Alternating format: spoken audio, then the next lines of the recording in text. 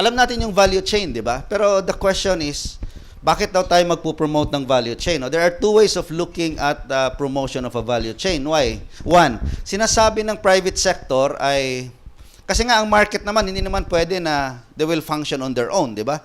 So, markets, ang kanilang potential can be further enhanced if the support services are sufficient, they are there, if the infrastructure is good, if the legal and administrative rules are appropriate, transparent, and inclusive, and there is trust, skills, and transparency within the sector.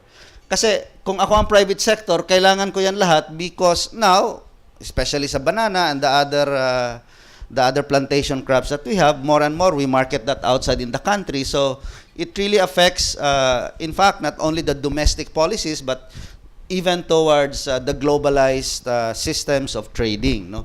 Kaya kailangan sa private sector, kung silang tatanungin, dapat whatever constraints to making business better for them, that they can participate in the global arena, is to be removed and to make the environment more enabled to support them. No? Of course, that's the perspective of the private sector. Sa gobyerno, tinitingnan ng economic agenda, whether it's coming out from agri-investments or other type of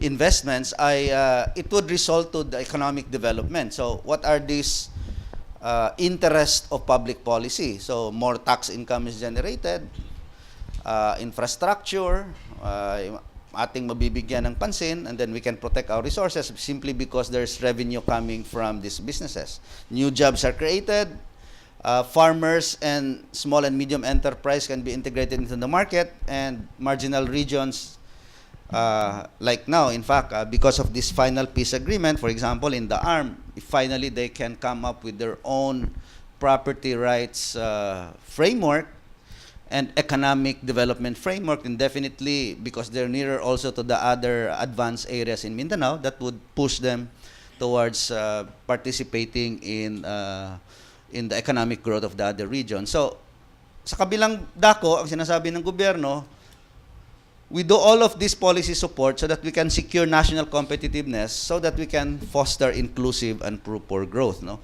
Wala namang, there's no conflict in these two perspectives. No? Kaya, yung konsepto ng value chain, kailangan pagtulungan ng gobyerno at saka ng industriya, because you cannot also just leave it to government, because market by itself will have its own way, no, of making unequitable arrangements if the state is not there to make the rules favorable to all, and to make the rules tempered enough, no, para na walang excesses by the private sector.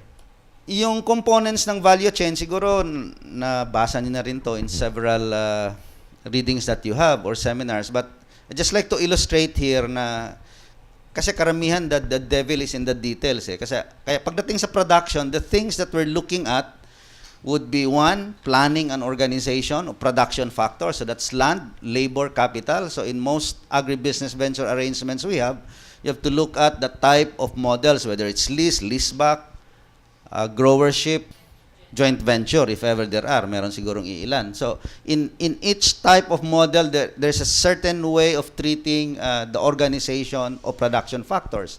Even access to inputs and resources, production, harvest, and sale of product. No?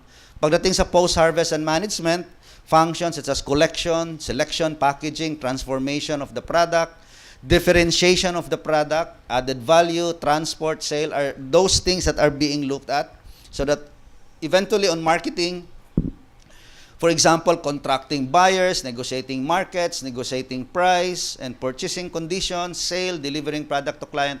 Ito yung mga several na mga ginagawa at every stage of the chain na kung titingnan mo from the point of view of contracts, in fact, it would have its own way of, or it would have its own share of contracts, so to speak. No?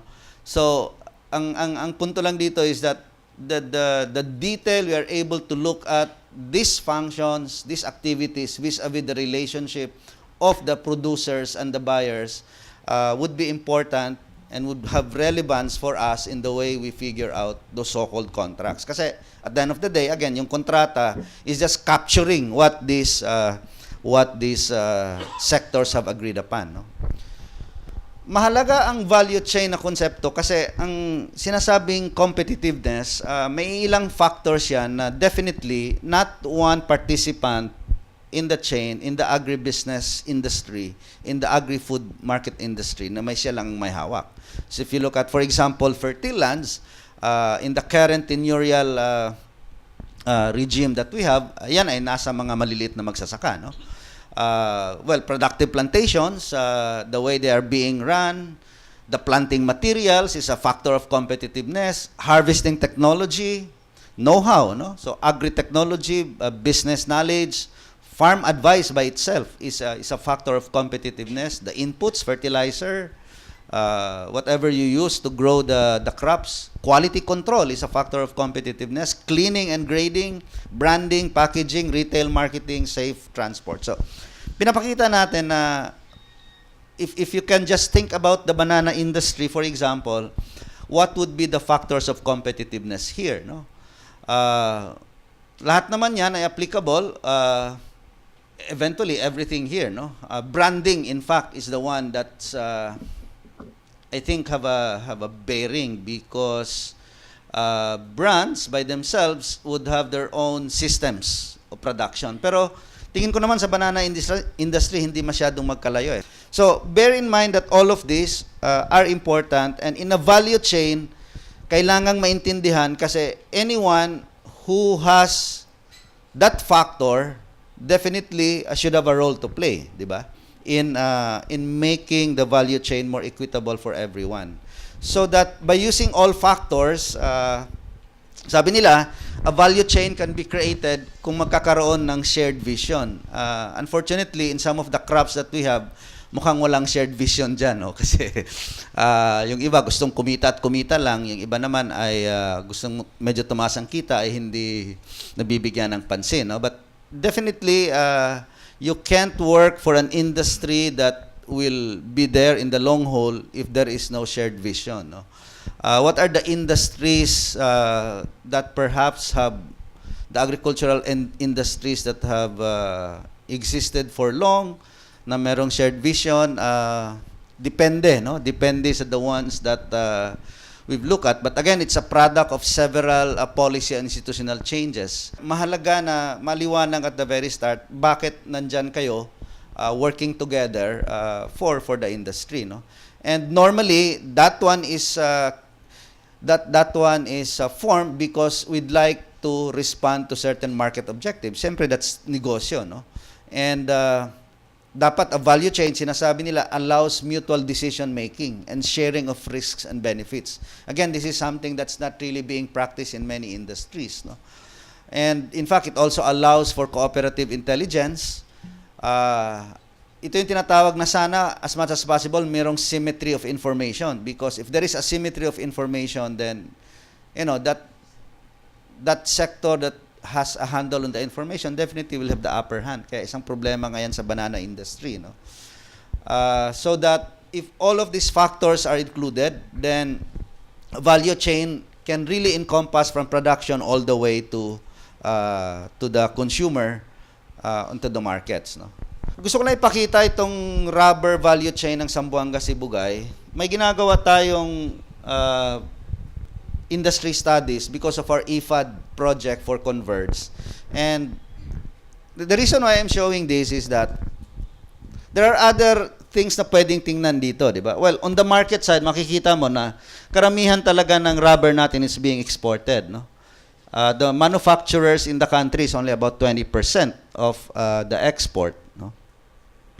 But if you look at this middle side, medyo magulo yung the way the industry is organized because for the rubber to be processed into crumbs, no, may different qualities yan and may different systems of trading and buying. There are also different stakeholders, different buyers, no. This is just purely Sibugay. Here on the production side, you would notice that dito 5% daw ng Sibugay rubber farmers, yung mga nalala niyo yung mga plantation rubber companies noon na agrarian reform. Hanggang ngayon kasi ito sila eh. I don't think they're even allowing, I don't know if there's one from Region 9 here, but they don't allow membership from the outside. No? So for the longest time, naging closed co-op yan hanggang ngayon. On the other hand, you have 95% independent rubber growers. When we did a very thorough analysis, I found out na many of these are also agrarian reform beneficiaries na nasa mga goal areas before. Kasi maraming settlement areas doon sa Sibugay. But for the longest time, we've been just thinking na we can organize the industry from these guys.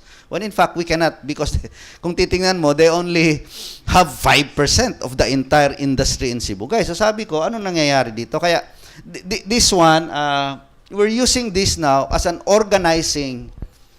entry point for organizing the industry. Kasi kung hindi mo ma-organize ito, may epekto sa standards eh.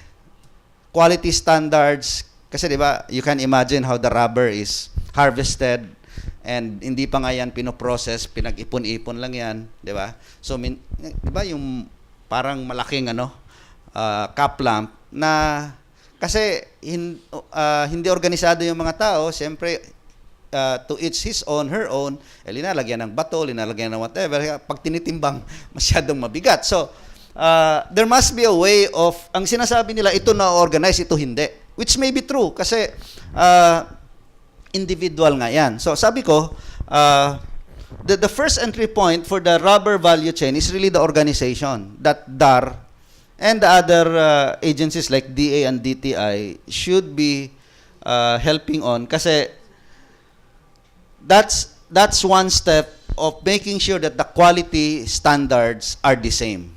And if the quality standards are the same, it would affect, siyempre, the pricing, di ba?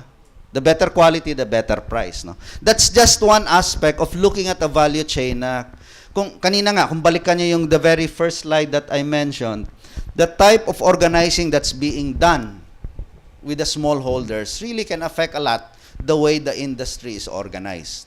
Okay?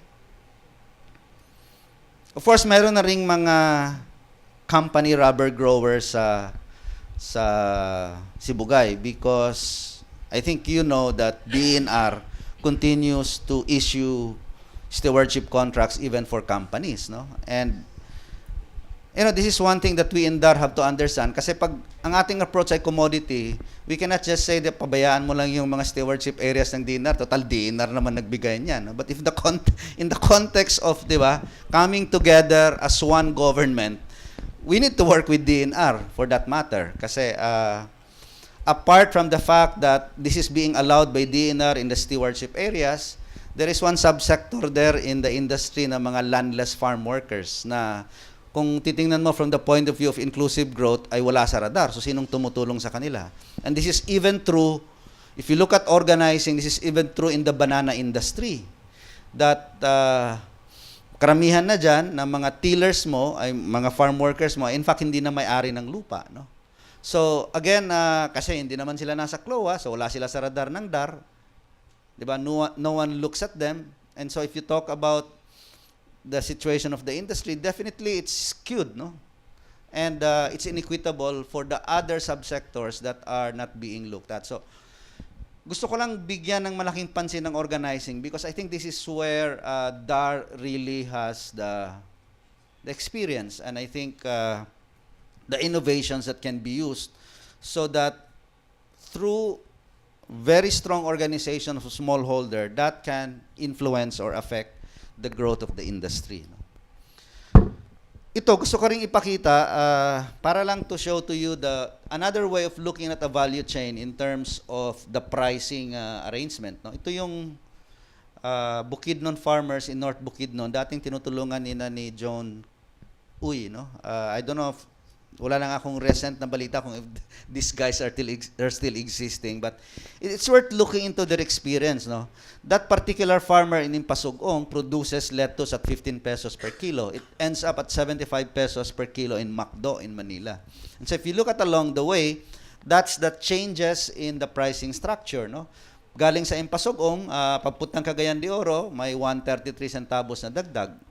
Sa storage, kung hindi pa napapadala, may dagdag na naman. And the sea freight is another big part of the industry. And then from from the port in Manila, from one trader to another trader, kita niyo yung kaibahan until it ends up in McDo, no? In fact, the next slide shows you that in every step of the way, those are the differences, no, of the pricing from ground transport all the way to McDo, no? And when this data was analyzed by the farmers, one of the things na ginawa nila kasi dalawang bagay yan, di ba? Improve productivity or increase the price. So, but if you cannot increase the price, then you better bet on improving productivity and lowering the cost of your transaction, the logistics side. So, ang ginawa nitong mga farmers doon, kasi ang sea freight ay mahal, that's 11 pesos per kilo. I think they found a way to deal with San Miguel na kasi cold chain to dapat eh. So, those cold chain facilities, when it goes to Cagayan de Oro, they made sure na may laman. So, that sila ay, ano yung tawag doon? Front hole, back hole sila. So, in that way, napababa nila yung presyo, at least at that level, which is big enough at 11 pesos. No? So, analyzing the value chain can be done in several ways. No? But the telling ones that will really give you an idea whether the industry is equitable for all the players is to look at the pricing. Okay.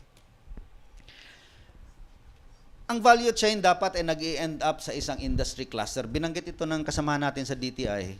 And I don't know if some of you have read the book of Porter. Siya yung masigasig sa concept ng the success of nations. Sinasabi niya, success of companies pareho sa success of nations. And one of the things he looked at is that the way the industries are organized in a country. So ang kanyang definition dyan is that industry clusters are geographic concentrations of interconnected companies, specialized suppliers, service providers, and associated institutions in a particular field that are present in a nation or a region. Ang value chain ay magkaroon ng malaking kabuluhan if the other players, especially with government and the industry, come together and work as one. Kaya tayo sa DAR, at kung si Sekhi lang inyong tatanungin, more and more, if you look at the agribusiness venture arrangements, we have realized a lot that hindi kaya na ito ay gawain lang ng DAR. Because you have to look at agribusiness venture arrangements not only from a land tenure point of view, but really from the point of view of the industry. And pag pinag-usapan ng industriya, you need DA, you need DTI, you need DOLE, you need land bank that should come together so that we can find ways to make our industries more competitive that is beneficial for the suppliers and the buyers. So, value chain is a microcosm because it's a way of looking at where the product starts all the way to the consumer. But over and above, you have to look at it as an industry na magkakasama ang dapat yung mga relevant na agencies. No? So in other words, they are groups of interdependent businesses and support institutions. There's a support base for shared talent and technology, outward-oriented kasi gusto nilang maghanap ng magandang market, building blocks of the economy, focus for investments, environment for innovation, etc., etc. But one very good important piece of information here is yung principles na tinatawag niya for responsible agro-investments. That one, responsible agro-investments respect land tenure and resource rights. No? Ang challenge lang dito, kung ang land tenure rights ng isang bansa ay mahina, then definitely the investors will really have an upper hand. No? But to the Philippines, to the extent that we have the existing laws that define the land tenure, I think we're not really kulelat, no? As in many of the African countries. No? A lot of our friends are saying, we're one country na hindi pa tapos sa agrarian reform. We're almost there, but we're not also kulelat in terms of, if you rate it between low, medium, and high, ang Philippines nasa medium in terms of the land tenure laws and the land tenure accomplishments. Of course, the bad ones are really those in the African countries because it's related naman to the strength of their governments, di ba? Pangalawa, responsible agro-investments are important to ensure food security. Of course, may debate dito kasi is it food security in the sense na tayo hindi mag-angkat ng bigas, di ba? Matagal na debate yan. Kung pag-uusapan mo yung food security, there are several ways of looking at it, no? Hindi naman other countries have a different track. Malaysia, for example, did not attempt to be self-sufficient in rice. They attempted to be competitive in mango. Ngayon ay oil palm, ay nag-import sila ng rice and they're still secured at it, no? So, it's really the mix of policies that government can do, no? That agro investments can lead into ensuring food security, no? Third is that it should ensure transparency, good governance, and proper and enabling government. And processes of acquiring land should be transparent and monitored to ensure accountability of all stakeholders within a proper legal, regulatory, and business environment. Of course, marami tayong inaayos, design issues as we finish the agrarian reform program. Maraming design issues tayong hinaharap. For example, succession rights. For example, succession rights is malaking issue kasi wala pa tayong sagot ngayon. Anong gagawin mo sa mga sa mga collective clause na yan na yung mga nag-away-away, di ba? Pwede mong i-divide ang lupa, pero paano mo i-divide ang utang, di ba? I mean, right? And then who succeeds? Because the succession rights in land just simply says equal subdivision. Paano, di ba? The cooperative bylaws do not allow that. Kasi ang sinasabi ng cooperative bylaws nila, naging membro ka ng cooperative kasi may lupa ka, ARB ka. Ngayon ito, hindi naman ito ARB, anak naman to eh. Oh. What's the legal framework that defines that? The Harbco case is a case in its absurdity because ang utang lumaki ng lumaki. At the end of the day, ang sabi ni SEC, who will be left holding the bag? Malaking utang sa land bank, malaking utang sa kumpanya. And so, it has reached to a point where because some of the design issues ay hindi natin naharap, ay lumaki yung mga problemang ito. So, this is really part of the issues that we're facing, no? That can in fact, and many of this instability in the contracts is really traceable to those issues in the design of CARP. Sa totoo lang, no? Kaya you have to be aware of that. Okay. Fourth, consultation and participation. Yung sinasabing free, prior, and informed consent, yun yung isang aspeto na gusto nating gawin sa AVAS, yung revised na agribusiness venture arrangement. Na hindi lang a type of FPIC na patawag ka ng konsultasyon, binasa mo yung kontrata, tapos na. Naintindihan nyo? Hindi. Yes or no, pirma. That is not the kind of FPIC that we're looking at. No? It's deeper than that. The technical side, the social side, the financial, etc. Fifth, responsible agro-investing means they respect the rule of law. Ito ang mahalaga, reflect industry best practice. Hindi na tayo magbanggit ng pangalan, but you know, in the banana industry, you can name the companies that have best practices in terms of pricing and technology. And that whatever they do result in durable shared value between the investors and the farmers. Six is the social sustainability, no? Ito naman ang isang issue din na ang issue kasi sa social sustainability is that again, pwede mo rin itong i-trace sa problema sa succession rights kasi while you still have some farmers there in the CLOAs that are tilling, you have now farmers that are not anymore the real beneficiaries but are just workers. And in many cases, nag-away-away yan. Diba? I think there are a lot of cases where the workers and the CLOA holders will fight against each other, no? For one reason or another.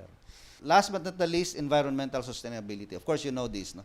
In fact, one of the things we're looking at ngayon, we're talking to some investors in the oil palm. Kasi kung titingnan mo yung oil palm, ano din yan, plantasyon din yan. Pero sabi ko, can we attempt a setup in the oil palm where you allow the smallholder to plant cash crops so that meron siyang ibang sources of income or for food security. Sinasabi ng mga bagong investor, pwede naman yan. But in the past, we haven't looked at that kind of opportunity. Kasi kung sinabi ng isang investor, magplantasyon ako, sige, plantasyon ka diretso. But, you know, these are some of the things that we need to look into hindi lang on the environment side kasi magandang tingnan pag mag-oil palm plantation ka, meron kang mga buffer zones. For example, if you can plant that with other trees, rubber or cacao or coffee, 'di ba? It makes good for the environment, it makes good for the income of the small farmers.